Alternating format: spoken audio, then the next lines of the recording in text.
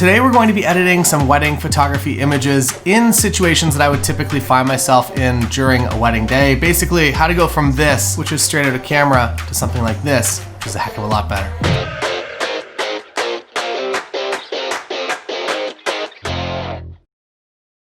Welcome to our office at home here today. Lindsay has a shoot at the studio, so I figured I would record this video for y'all right here. We spent the weekend up in Muskoka, which is very cool. It's also very funny watching McKinnon's vlogs and Maddie's vlogs and Chris Howe as well.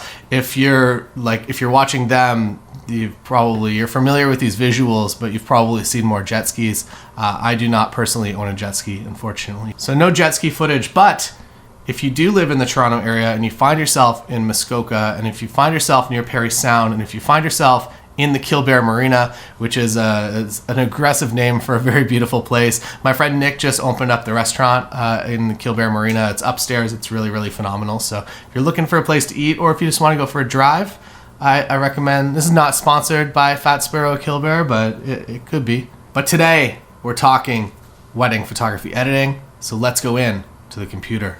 Whoa! Now I'm inside a computer. This is Lightroom. I'm sure you're familiar with Lightroom. If you're not familiar with Lightroom, it is 100% the tool that I would recommend for you doing really anything wedding photography related. As far as just speed and time and efficiency goes, it really is the easiest. And it also gives you all the leverage you kind of need over your images in a very easy and organic environment. I will say Lightroom in general is a bit of a slower program. It really is a resource hog, so it is a bit of a struggle to use, but in comparison to all the other related tools that you could possibly use, I do find it to be the fastest. Capture One is another option as well. I don't have a whole lot of experience with Capture One because I am really kind of part of the Adobe ecosystem. And if you're a newer photographer, I'm not affiliated with Adobe at all, but you can get a subscription that's basically just Photoshop and just Lightroom, which is probably everything that you would need for the most part. There are obviously a lot of other tools you can get into, and then the bridge is usually once you get into video editing and you want to get something like Premiere. That's kind of the break point that brings you from the really inexpensive Adobe membership to the very, very expensive one. Another thing, if you haven't yet started doing video and you're not 100% like into the Premiere ecosystem yet, Adobe Premiere is the video editing software for Adobe's kind of their creative suite. I might recommend that you use DaVinci Resolve. You can get it for free, which is amazing and ridiculous. So it might be worth it to get into that to save yourself a lot of money over time, especially if you live in a country that's not the US. I live in Canada, so US dollar is a lot more expensive than our Canadian dollars. And I'm spending $100 a month on Adobe products. I use a lot of them, so it makes sense for me. But if you're not using a lot of them, it might make sense DaVinci Resolve to do your video editing, and then the basic level subscription for Lightroom and Photoshop. So let's get into it here. My new presets. So these are the new 2020 preset pack. It has just been released as of, I guess, I don't even know if I announced it. I posted it on Patreon a couple weeks ago. That said, Patreon this month, everything is switching over from Patreon to a new website. So if you're interested in getting in on the founder rate, which is really, really incredibly a ridiculous deal, there's 100 spots total available. So you can sign up for that if you so desire and get one of those. And if you sign up for that founder rate, which basically if you do the annual, it breaks it down to $6.58 per month. Or if you just sign up for the $15 founder rate, you get access to literally every single thing that's on the website, which includes all of these presets. But if you just wanted to buy these presets out straight on their own, it's $49, but you can just sign up for either of those subscriptions, like $6.58 a month, and then you just get them. And if your subscription, like if you don't decide to renew in a year, if you go monthly and you don't decide to renew next month, you still get to keep all of these. They're not going to expire. They're not going to disappear. So you can get all of these for a very, very inexpensive rate. So don't buy the $49 full rate. Get the $15 founder rate, or if you want all the content and all of the ongoing content as well. Basically the way that, so Patreon, I'm sure you're familiar with it. It's a bit of a struggle overall for me as a creator. One of the things was that it was very difficult to organize course-centric work. So if I wanted to do, say, a course on lighting for wedding photographers, I wanted to do an off-camera flash for wedding photographers, which is a course that exists up there, or highlight film, like how to make a highlight film as a photographer. So basically all the steps that you would need to go from having camera skills to do photography, what you need to learn to actually do video production for a wedding, which basically is my stance on everything. And this wedding was actually included, that we did both photography and video at the same wedding. I would say well over half the time now, maybe even 70% of the time, I'm doing both photography as well as video coverage in a highlight film format at every single wedding that I go to. It is a way that separates me from everyone else locally, and really just kind of makes it very easy for couples to say yes, and for them to say yes at a higher price point, because basically, like, now they don't have to hire a full video team, so you're making a little bit more money. You're overall, I think, creating a better product for everyone. So if you are interested in doing video, I truly do believe that it is something that makes the client a lot happier, your couple a lot happier in the end of it. So I would recommend learning how to do that. Put that in the works over the year. And if you're interested and you do sign up for the new website, you get access to my How to Make a Highlight Film for Wedding Photographers course, which you can go through right now. It's up there. If you sign up, you're just instantly enrolled, and you can go and you can start watching that. So yeah, you get that. You get like $2,000 of other stuff, and then make sure you get in on one of the founder rates, because once they're gone forever. Kind of like Patreon, same deal. So you can download these. You can download all of these packs. These are the, I would say, the main actions or the main Lightroom presets that I'm using this year specifically. 2020 main is obviously going to be my main. I like a bit more of a muted color palette. So this is, again, kind of completely seasoned to your taste as a creative, that if you don't love the way that this color palette works, like, by all means tweak this, or there's a lot of other kind of actions down here as well, presets. Sorry, I'm old school from Photoshop, where they used to be called actions. So yeah, there's a lot of different options. There are some that are a lot cleaner, some that are more aggressive, and some that do specific things. Like, for instance, all these destination presets are a little bit more geared on something that is a little bit more likely to favor a green. So if you're shooting a destination wedding, you're probably gonna get a lot of nice blues and greens in there, and these presets are all kind of tuned for that. And then after dark, I've also noticed that after dark at a destination wedding, if you're out on a beach, you're out underneath some kind of warm lights, that it really does create a different look overall, and it's a much warmer look when you're getting those straight out of images or straight out of camera images. So that kind of, the after dark preset here kind of counters that in a very easy way. My goal with all my presets, specifically this 2020 main preset right here, is to make it a one-click solution for every single situation I could find myself in a wedding day. So if you don't have these presets, basically the way that I went from square one to actually create it, I loaded in a number of different images from all across the wedding day, from getting ready images inside kind of a bedroom style environment, to images that I used flash on, to images that were backlit, to images that were outside, to images that were inside, to images that were incandescent lights outside, like those string lights, to sparkler send-offs, to really everything that I could ever find myself in on a wedding day. And I made a preset that worked, I would say, 95% of the way for every single one of them with one single click. And that has been my goal, and I feel like that just speeds up your post-production dramatically. Another thing I would recommend for speeding up your post-production overall is simply to start shooting manual a little bit more often. That while your camera, realistically, you can shoot aperture priority, you can shoot even P mode probably all day and get usable files. What I've discovered with manual is that if I'm shooting manual, it's very, very easy for me to come in, for instance, like these images that'll be back to back right here, just two family photos. It's very easy for me to just sync across the board there. So say, for instance, I'm clicking this, we're gonna get more into everything. So something like that, which is a one click. It's a bit of a backlit sun situation, but I think it did a pretty good job there.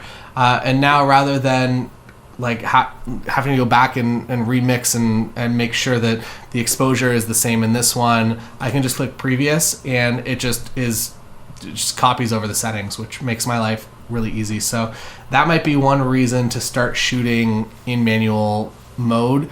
And then also gearing your preset. So as you can see, my preset adds some default exposure. That's because it brings the black point down and it does a few other things with the tone curve. But basically what I'm doing is I'm kind of countering for all of that with exposure, but not in a way that it's going to degrade the image quality at all. But if you're not shooting, say for instance, the reason that I'm doing this and the reason that my exposure is a little bit more cranked than maybe it should be traditionally, is because I'm shooting with D-lighting on my camera. So if I'm looking at those previews on the back of my camera, D-lighting is Nikon. It's not, you don't add dynamic range, but you kind of boost up the shadows a little bit and bring down the highlights.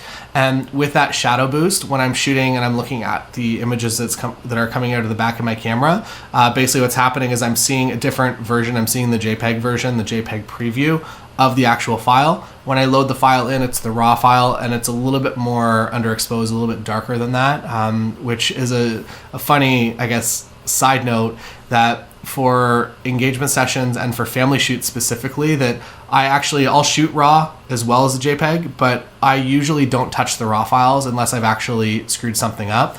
Otherwise, I just shoot as good as I can in JPEG, and that's how I deliver. That I'll add this preset actually to the JPEG, and I'll deliver straight from there. It takes me like a lot less time to actually process an entire wedding out, or an entire family session out, or engagement session out.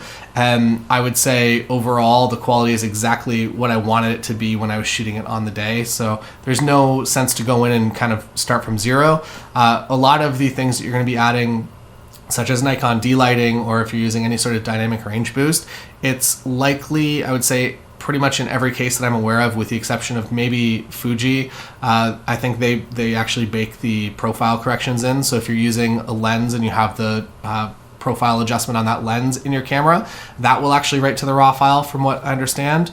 But any sort of dynamic range boost just doesn't actually affect the raw file. So when you load it back into Lightroom, you're not seeing the JPEG that you saw in the back of your camera, you're seeing the full raw photo without the color profile, without the, like if you're adding color profile, you're going like standard, vivid, whatever it might be, that some of those might pull in here, and there might be little drop downs that actually include those. But for the most part, those settings, when you get into the raw file, all just disappear. So that's why I do that. That's why my exposure is a little bit higher, just simply countering for that. But cameras, quite honestly, are so good these days that even if I was to go to something like +5, I don't even know if I can do this so it looks normal. But as you can see, you zoom in here, and at +5, this is still an incredibly clean image. This would be 100% preview.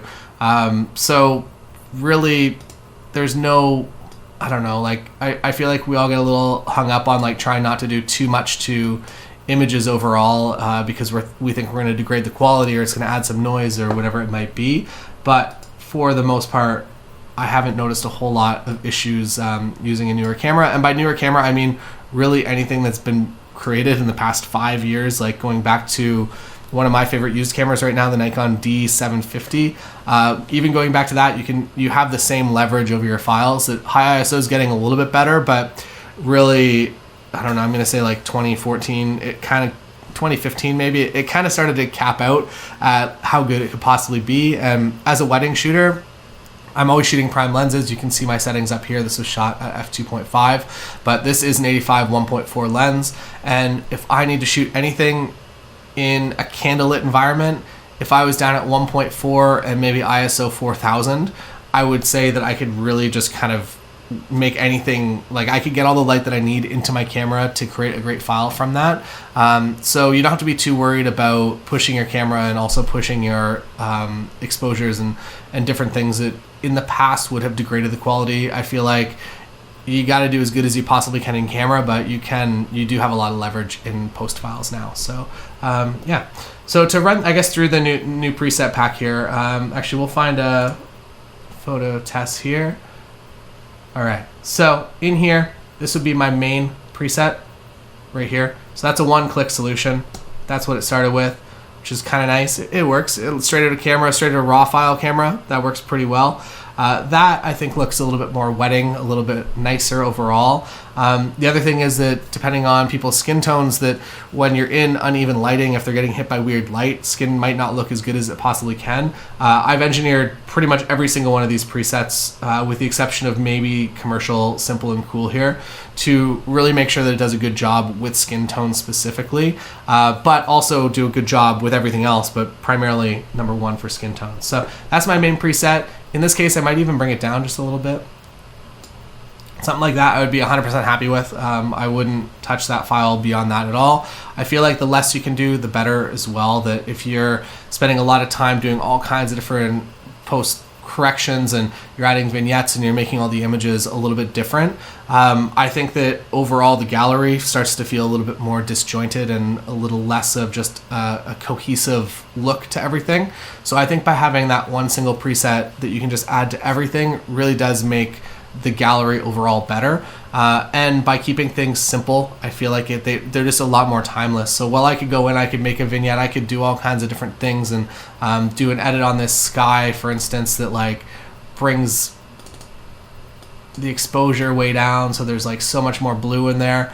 I feel like once you start doing that, well, it might look natural to you, and I think this might also be something that's maybe a little bit of a warning, that if you think that it looks natural to you and you've been staring at it for a while, walk away for a second and come back 2 minutes, 3 minutes later and see if it still looks natural and real to you. But I think by not doing a whole lot and by doing a lot less and very minimally adjusting images, I think overall you make a more timeless image. So to go through the new presets, since you probably haven't seen them, I feel like in a lot of other videos you've probably seen a lot of my 2019 presets, and there's a video, the destination wedding video, I only use these presets.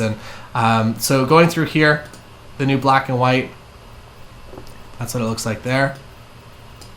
Something like that I'd be very happy to deliver. 2020 clean, so that's the main one is right here.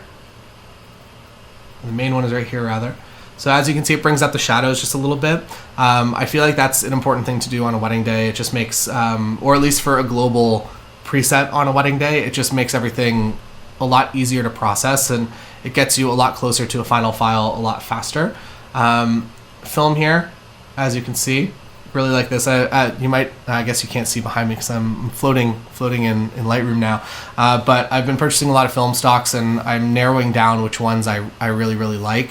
And as of right now, I love Kodak Tri-X 400, which is roughly kind of what this is based after. There's a little more contrast in this preset because I feel like for iPhone screens you need a little more contrast, but that's kind of what I base that off of. And then Film 1, I'm gonna say, is a slightly more contrasty kind of Portra, either 400 or maybe even an 800.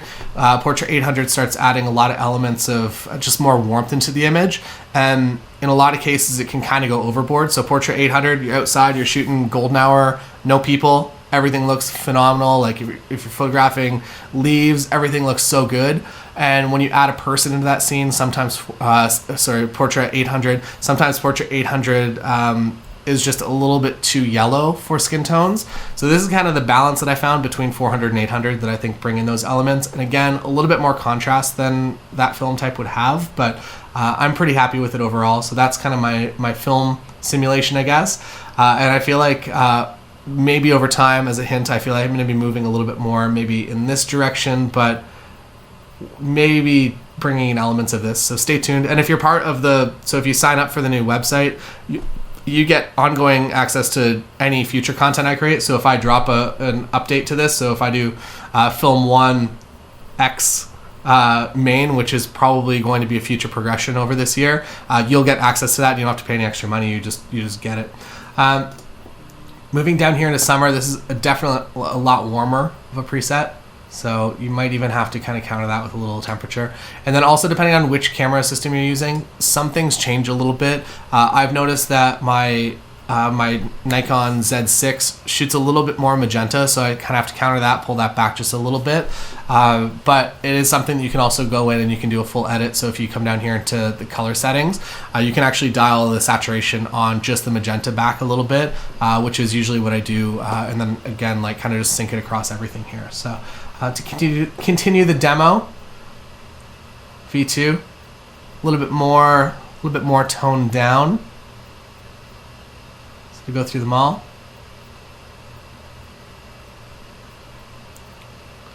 And quite honestly, any of them could work as a main style, and it all just kind of comes down to whatever you're feeling kind of best represents what you do, and then also best represents the style that you shoot. So and also maybe taking a venue into consideration. So for instance, if I'm shooting at a venue that's a very warm venue overall, there's a pretty good chance that I will be doing a preset that kind of counters that a little bit, and brings in some more cold tones. So I might even go down here to something like maybe my summer 2018 Cool, if I'm in a space that everything is very, very exceptionally warm. But then outside, if it's a little bit of a cooler day, for instance, right now, it is a sunny day. If Tess was in the sun, it would be a very, very warm image, very warm light on her. But because she's in the shade, she's actually in cooler light overall. So that's why this film preset works really well, because it actually just kind of adds those warm skin tones back. Or I guess this is still showing summer.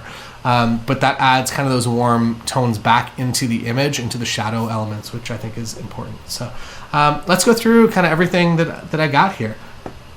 What I do, so for today and for today's example, what I'm actually going to do is I'm going to click on my 2020 main presets. So again, select whatever one you want. If you have other presets, that's totally cool. If you want to build your own, by all means. The struggle with building your own, and the struggle that I found even with building my own, for instance, like my logo for my website, I built the first one that I ever did, and I just kept modifying it and changing it all the time, and I was never really happy with it. And then whenever I did change it, I had to go back and recursively kind of update everything. I found the same with my preset, was that building it in the beginning was the absolute worst, because every single wedding, every single shoot, I was changing it and adjusting it, which would mean I'd have to go into those raw images and change up my portfolio as well. So I had to make all of those kind of match and feel a little bit more cohesive. Now I'm 100% to a point that I'm happy with it, that I don't have to go and do that with every shoot. But just know that that's like a normal progression. So if you are building your own from scratch, that's one of the things that you're unfortunately going to have to deal with. All right, so what I'm going to do is I'm going to come down here. Lightroom, if you're not familiar with it, it just gives you every tool that you could really ever need. Exposure, let's go through that real quick. So white balance, obviously white balance, so this just makes things warmer, cooler overall. Double click anything and it goes back to where it was when the image loaded in. Tint, same kind of as white balance, but starts at green, makes it really nice and acidic, and then ends at a really terrible purple magenta there. Exposure, exactly what you'd expect. So coming down here, again, showing the dynamic range of the file, that like you have all of that in this shot, which is really, really nuts. Exposure, just exactly as you expect. Contrast, I use this in a few presets, but I really try to not spend too much time on the contrast slider. I find that I can make a natural contrast with bringing kind of like the black point down and whites up, and playing around with that to make more of a natural feeling contrast. I actually take it away, so rather than adding contrast, I'm actually taking it away, and then I'm adding back that natural contrast with the elements down here. Highlights, just go back a little bit here. Highlights, basically pulling down just the bright areas, so if you have some clouds that are really overexposed, you can bring those back a little bit, or you can make it again a little bit more contrasty like this. And then double clicking goes back to 0 in these cases. I added the preset after that. Shadows brings up the shadow areas, brings them down. White point, again, you can build some nice natural contrast there. I feel like that's almost like a nice look to this image, is kind of doing this. I feel like this brings it almost back to like a more film-esque tone, where you can see a lot more of the dynamic range, and you can it looks like a more interesting image with that pushed up there. And then black point just simply sets wherever you want kind of the darker tone to be. If you want kind of that washed out look, you kind of go up, obviously extreme example, but that's kind of how you play around with that. So I am happy with the way that all of these settings work for here. And then in the preset, there's actually, I've edited pretty much every single thing within here.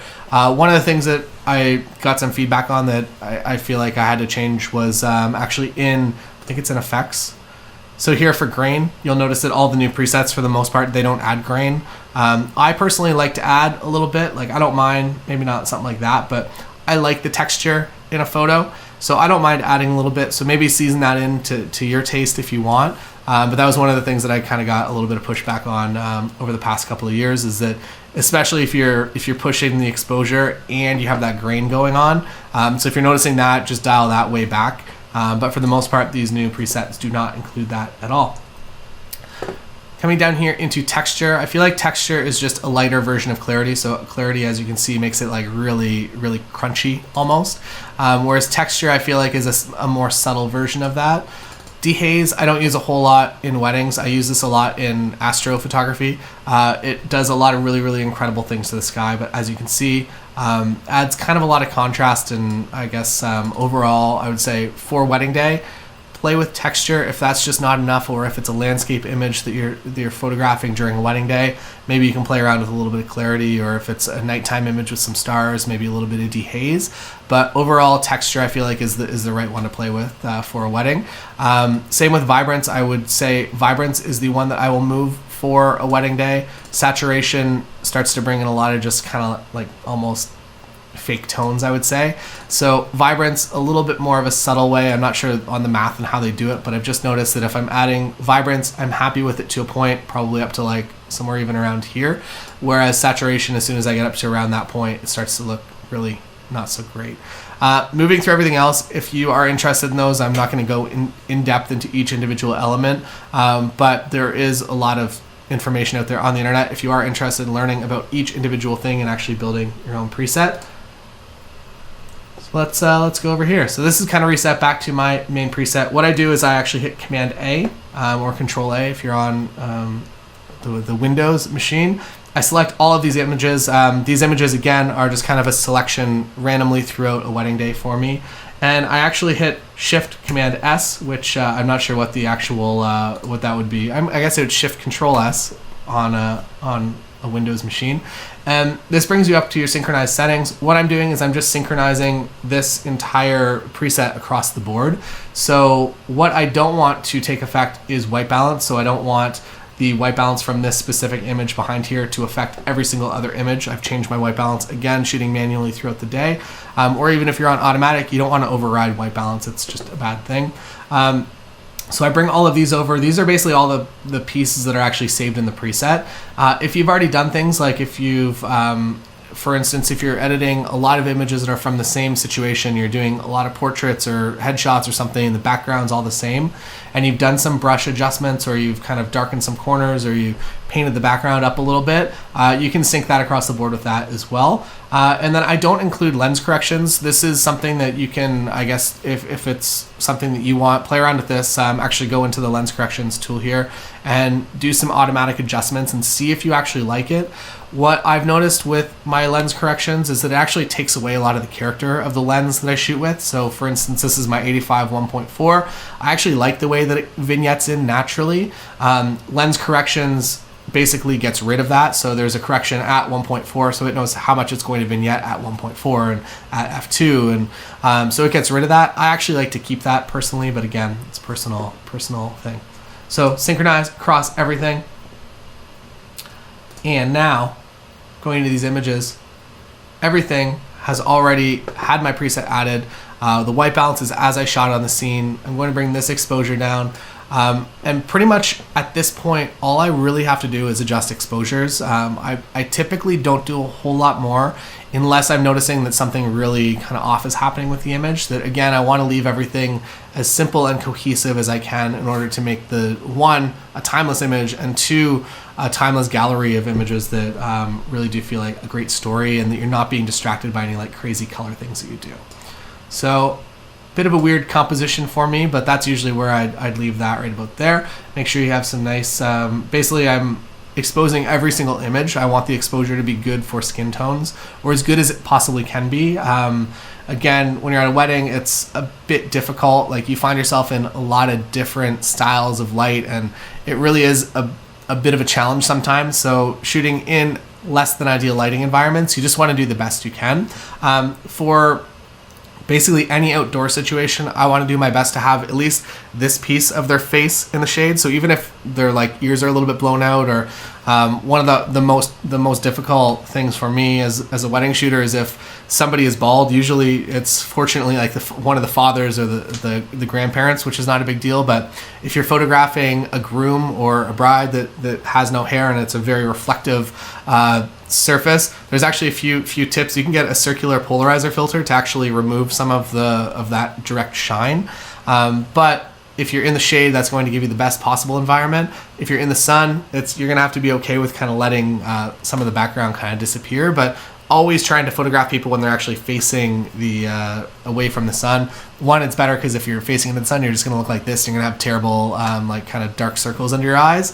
But the other, I guess, that's the main benefit. You're a photographer, you know lighting. So again, this is like what I would consider to be overexposed over here, and just bringing down this. So that just went back to so again, shooting manual, same settings from here to here. You can see my settings up here if you're interested. So I could have just clicked this previous button that's hiding down here behind my head. So you can click this previous button and it will just copy over the exact settings. So rather than doing the sync, the Shift Command S that I did at the beginning to just add this preset to everything, what you can be doing in to make it just, I guess, easier if you're not totally committed to using a preset across everything, is just coming in here and knowing that, okay, so that looked good there. I'm going to click previous. This also carries over things like if you do, for instance, we'll do one in a second here, but if you're doing like a graduated filter adjustment, so you're bringing exposure down, but you're kind of building your own little natural vignette here. If you do something like that, coming over here into previous, it just adds everything to it. So as you can see, that's nice, but at the same time, it's a bit of an aggressive edit, and it wouldn't be something that I would be 100% happy to kind of have as part of those images forever. I feel like I'm going to look at this like even a year from now and be like, the corners are really kind of crushed. Like it's a little too much. So again, something to think about, that like if you want to get rid of those, you just kind of go up here and click on these guys here. To go into tools up here as well. So this is your crop.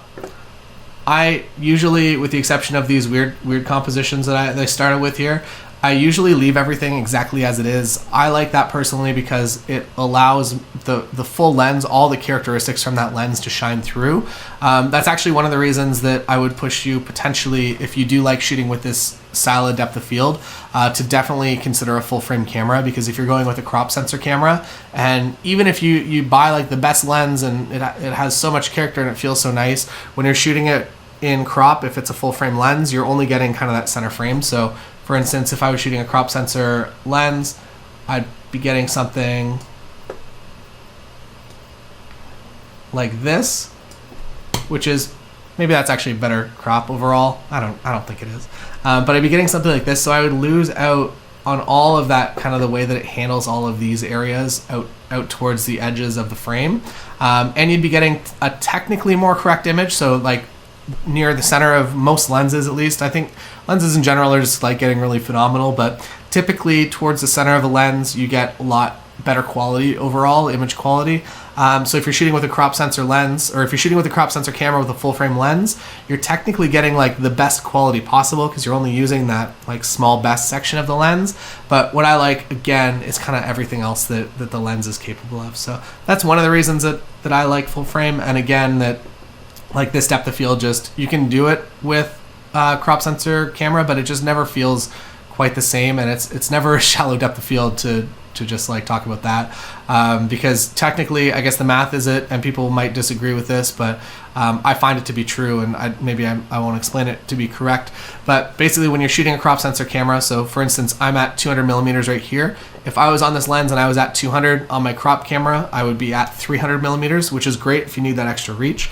But what you also do is you also multiply the f-stop, or at least what the background look and feel is, to be 1.5 as well. So if I'm multiplying this, we're going to put that around like, what is that, 4.5-ish, 4.2, 4.3, somewhere in that range. So shooting at 2.8, you're letting in all of the 2.8 light, so you're able to gather that light, but the end image kind of ends up looking like it's more of an f4.5 image rather than an image at f2.8. This is very obviously 2.8 at 200. So just something to kind of at least hopefully that helped you if you were in the making decisions between which camera to go for next or whatever. So again, I can probably click this, and this might actually be one that I bring the shadows up a little bit here. Looks nice. Again, not trying to overprocess anything.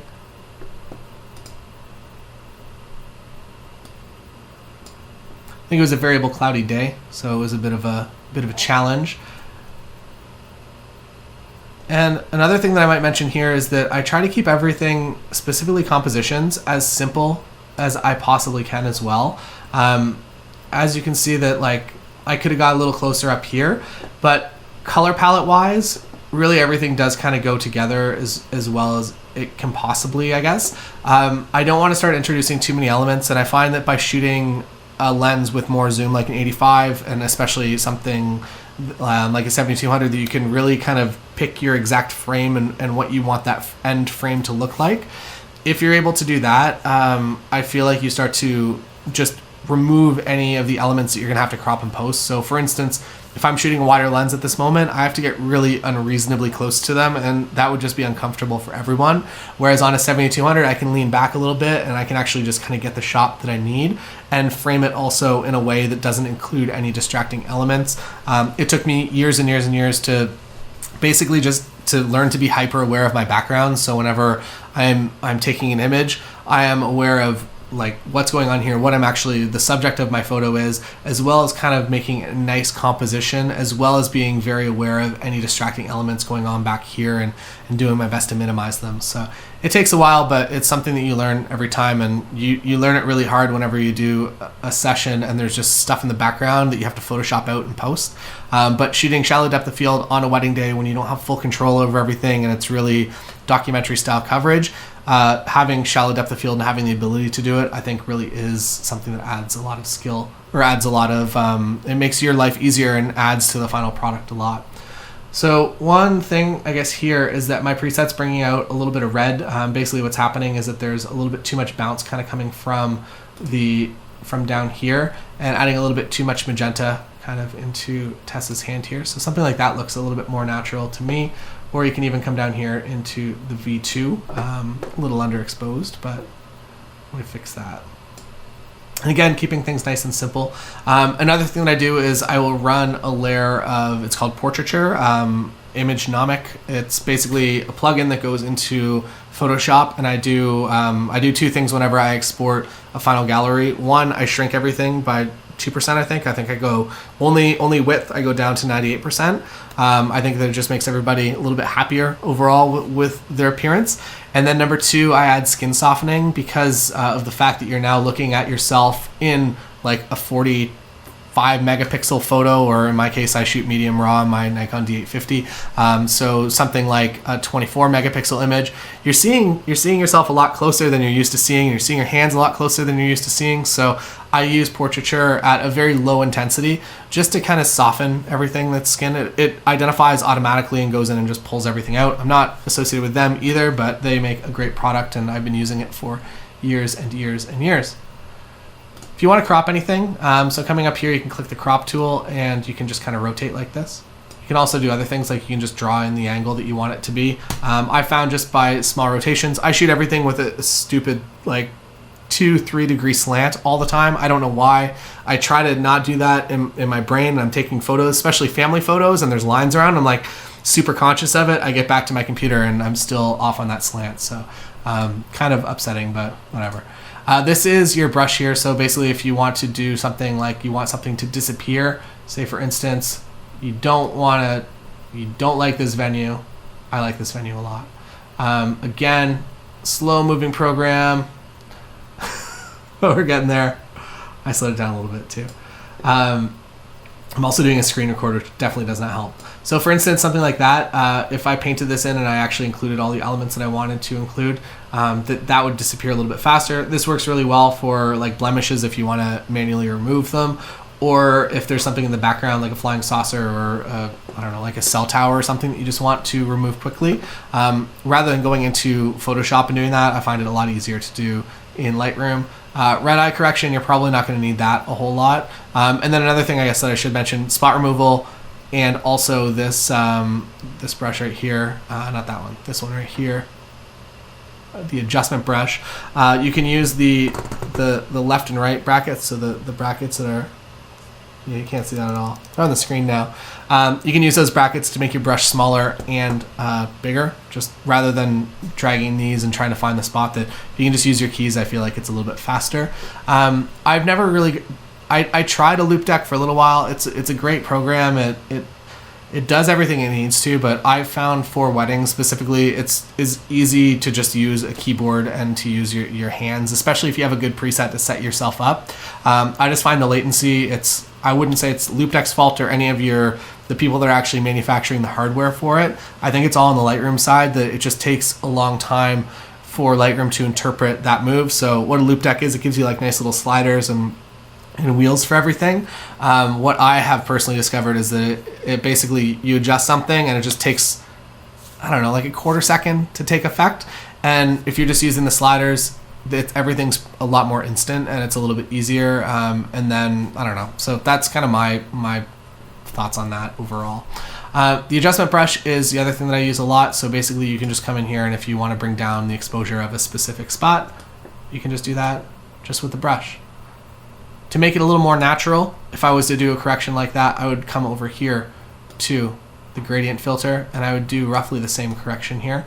But something like that makes it's one, you could go in, you could paint only the sky and you could mask it out and you could go in there and draw it. But when you're dealing with like 5, 6, 7, 800 images from a wedding day, it really just isn't feasible to do that. So I think something like this blends just as well than actually going in and doing like the edit that would take you 15, 20 minutes to finish. You have full access to pretty much everything that's in your basic panel down here, up here to kind of just play around with that, either in a gradient, in a radial. I use the radial a little bit for instance, if I'm photographing cars, I want light back in their rims if they have nice rims. So I'm usually using the radial filter just to like add that little shine to their rims. Or there's lots of other uses. You can also use it as a vignette if you invert it so that you can figure that out if you're interested. I don't use that a whole lot. I use it literally only for cars. I use the graduated filter a lot, as you just saw, to bring down skies and to bring usually up front detail if there's kind of a lot of shade happening down here. And then the adjustment brush, not a whole lot, but I would say that the spot removal tool I use a heck of a lot in not every single image. A lot of images I have to use the crop, unfortunately. All right, moving into this image. This was the demo image, so you saw it in a lot of different environments. I am 100% happy with that. That's how I would deliver that image.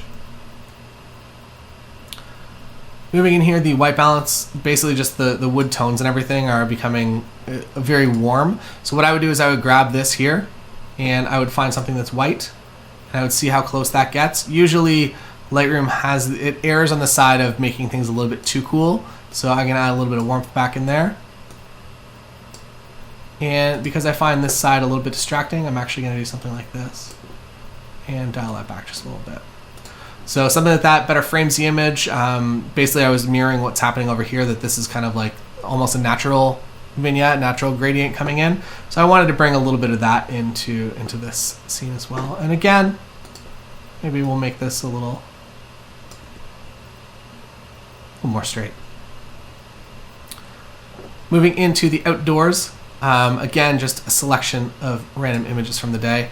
I'm going to add a little bit more warmth. I don't mind going overboard with warmth. I feel like if you do something like that, maybe it is unnatural to the time of day, but it makes it feel a little bit more like a sunset. And you can fake a little bit of a sunset if you want, if you're in a situation like this, because it's shady and it could have been sunset. It's not. It's like 2 in the afternoon, but that's one way that you can kind of do that.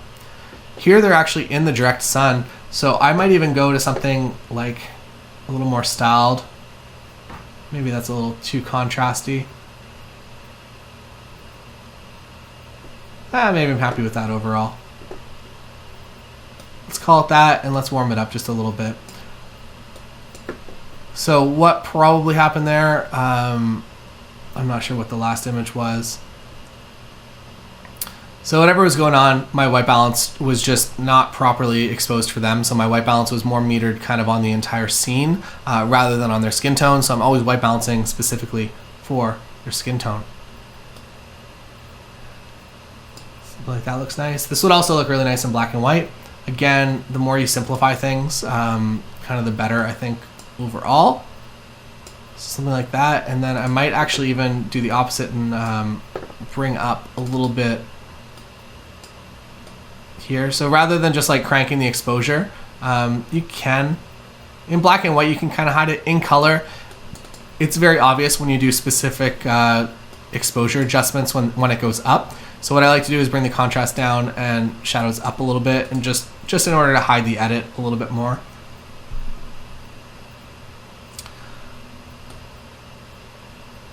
Something like this is on the warmer side of things, but again, I don't mind it. So that would maybe be considered a more correct white balance. That might be what your camera actually would do if you put it on auto white balance mode. Again, a reason to shoot in the white balance you want. But I think somewhere around there I'd be pretty happy with overall. Again, if that's too warm for you, by all means do whatever you want, but that's kind of how I would do it. So this is the original image, so this is the straight to camera version of this image. This is just with the one-click preset, and I would say for this image, I'm happy with that. For this image, I am also happy with that. I might even add a little bit of warmth, something like that, to be happy with it. And then if it distracted you, or if you noticed it real quick, there's a little dot over here that you can just kind of make disappear. Didn't really get it. Something like that disappears, and then there's kind of another one up here, but I feel like that's just actual sunlight, or maybe I've just been staring at a screen too long, and I'm just starting to see little dots. Little exposure. So I would say usually if I am editing, this is the speed at which I am typically editing. Again, just moving the exposure pretty much for everything. Notice that there were some eyes closed in that last image, so I would probably, if I was in this stage, I would probably get rid of that last image. And again, just to kind of like theoretically, this is probably the white balance that it should be. And if you were shooting specifically a Canon camera, it would probably select that image for you. Nikon, I noticed that it tends to err a little bit more on the warm side of things if it can kind of know what's going on in the scene. But it's totally up to you. So if you want that, that's great. If you want kind of the warmer look and feel, I think wedding wise, that feels a little bit better to me overall. And even this, you can see that this is definitely a little bit kind of too warm, but I prefer kind of the warmth in there. And I'm actually going to add a little bit of, and basically what I'm trying to do here is just add a little bit more contrast kind of naturally to the scene. So something like that. And then I'm also on slant. That looks good. And that's basically me dragging my camera to get to the frame that I want. And something like that looks really good. I like the way that it naturally vignettes here. And I might even add, to make it a little bit more romantic overall, I might even add something like this. It brings in the vignette from that side even a little bit more. And you don't necessarily have to straighten every image. Like an image like that, even though there are lines in it, and unfortunately lines that kind of go right through their heads, but nothing I can really do to avoid that. That there are lines, but I feel like that slight tilt you can kind of get away with, and it's not a big problem at all. So here again, making kind of skin tones, adjusting everything for skin tones, letting a little bit of the highlight go on this side. Again, you can't get everything exactly 100% right. You're not shooting everything in a studio, so if you can find open shade, awesome. There was no open shade that was really that had a background kind of worth using right now. And then as I think it's in a few images here. So again, behind my head, you can go and click previous here and just sync kind of all of those images across the board. So say you have 150 family images, you can hit Shift Command S and just across the entire place, just sync everything. As well as if you have that slant for everything, you can correct it one time and do it that way. Pivoting the other way, so this was what was kind of behind us. Again, I'm in a weird composition. I don't know why I chose this image over. There's a lot from this specific section, but this is a direction. So I'm standing in the exact same spot, facing this way, turned around, had them come down this way at me. Because it's shady now, because a cloud came in, this is now a usable spot. But before that, unfortunately, it wasn't really a usable spot. Again, finding that nice shade, even though we're in a parking lot here. Usually I have to clean up parking lots a little bit, one of the downfalls of shooting with them, but you can just go in here with your adjustment brush and just quickly make some clicks and make all of those little dots disappear. Moving inside, so this is kind of naturally lit with a little bit of ambient in there as well. So a little bit of the overhead kind of orangey lights that you can see in the reflection up here, but primarily lit by window light, which is the way that I like to do pretty much everything. I can also put a flash on here as well, and typically what I'm doing is I'm pointing it straight at the ceiling. If you're interested in learning kind of all of my off-camera flash tips and tricks for weddings, there is a course over on the new website, so maybe go pick that up if you're interested. But otherwise, I'm just pointing it straight above me or kind of off to the side in order to generate some sort of light that looks kind of natural, but also complements the light that's in there. So now I'm switching to ambient, and as you can see, a little bit warm because I'm trying to kind of skin tone or trying to white balance kind of for the face here. But the background is still very, very bright, so it's two very conflicting color palettes. You can take your dropper and drop it on this collar here to see how close you get, but again, usually makes it a little bit cooler than I want it to be. So something like that's good, and maybe you can clean up the crop to make it a little bit of a better image. Now moving into something that is wildly different. I might even have a little scroll through here because I feel like these are golden hour images are a time that I will potentially break out of the preset that I normally use, just because I really do want to accentuate kind of that nice warm light. That's too much for me. That is way too much for me. I don't know. I think main's gonna do it. Film looks really nice as well, but I think overall I'm happy with main here. Like that. And in this situation, as you can see, my white balance, I'm shooting usually, even though I'm shooting into the sun, I'm shooting on shade white balance. Again, their skin is in the shade, so I want to be metering for that, or I want a white balance for that. So I'm pretty much always shooting shade white balance or house white balance, which is what this would be. As the sun comes down, essentially if you're shooting this scene right now in automatic white balance, it's going to try to counter, and it's going to see all this warm light, and it's going to try to bring it back to something that's a lot cooler. And if you just shoot it with a warm profile into a sunset, you usually get a lot better results quickly. And then you also get something as kind of a marketing and sales tip, that you also get that image that looks completely finished off the back of the screen. So even something like that, if they saw this on the back of my camera, they would be thrilled to see that. There we go. So something like that, back of the camera, looks great. You can show them, they'll get stoked. So shoot it as correct as you can in camera. And something like that, I'm very, very happy with. Again, that highlight, it's fine that it kind of goes away. I don't think it's distracting. I don't think that it's incorrect. I think that it kind of adds to the scene. And it's quite apparent that the sun is kind of right there coming into the scene. So last one here, or I guess two more. Go back inside for one more. In a situation like this, so I'll shoot, basically I kind of hedge my, if I usually what I do is I'll shoot my 85 and I'll shoot everything into the sun and it'll look amazing. I'll be like, this is the greatest ever. But I've learned to get variations of that image as well. So not to overshoot that same scene and to pivot off to the side. So exact same scene. Now I'm kind of shooting with the sun coming in kind of this direction here, which means that I might even add a little bit of warmth to kind of just have what that scene looks like. I'm okay to let the sky go if, like, I don't know, like best case, maybe something like that. That actually looks okay.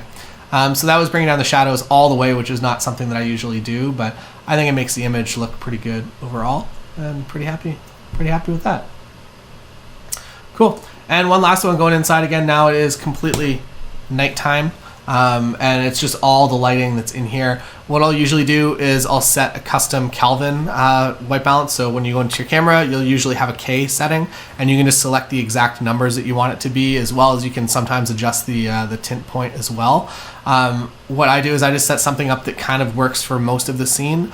And in a room like this, all the lights, even though they're kind of a strange fluorescent shade, they are all pretty good. Also in your camera, one thing that you might not be aware of is if you go into, say, fluorescent white balance mode, Sometimes there's an arrow pointing to the right, and it took me years and years to notice this on auto white balance as well, and sometimes in incandescent. So there's an arrow pointing to the side, which usually means there's a hidden menu, and you can get into that second menu. And for instance, in fluorescent, there's I think on my cameras there's maybe 10 different versions of fluorescent lights. So one of those is usually makes everything look as it should, and then all the other ones are kind of weird usually. So maybe spend some time and find the right one, just again to be shooting as correct as you can in camera. All right, that is all for today's video. Editing, wedding, photography, images. I hope that you enjoyed. I hope that there were a lot of takeaways. I tried to go kind of across the board there and give you everything that you would need if you are just starting out, and then also if you're a professional that's been working for a lot of years. Hopefully there are a few tips in there that can either reaffirm the things that you've been doing or help you think about things in a slightly different, more unique and new way, I guess. Thanks for being here, and if you are interested, get in on that founder rate. And also there's going to be a free course going up in a little bit here. It'll be, I think, on YouTube. I was originally going to have it somewhere else. You'll see the videos if you're subscribed on YouTube, and it will also include a couple of free presets for you, potentially some from here. I haven't decided which ones yet, but you will get some free presets. So thanks for watching, being part of this channel, and don't forget to get that founder rate if you are interested in becoming a founding member and getting access instantly to all of these presets, because they're all up there now, as well as $2,000 plus in other content. See you over there.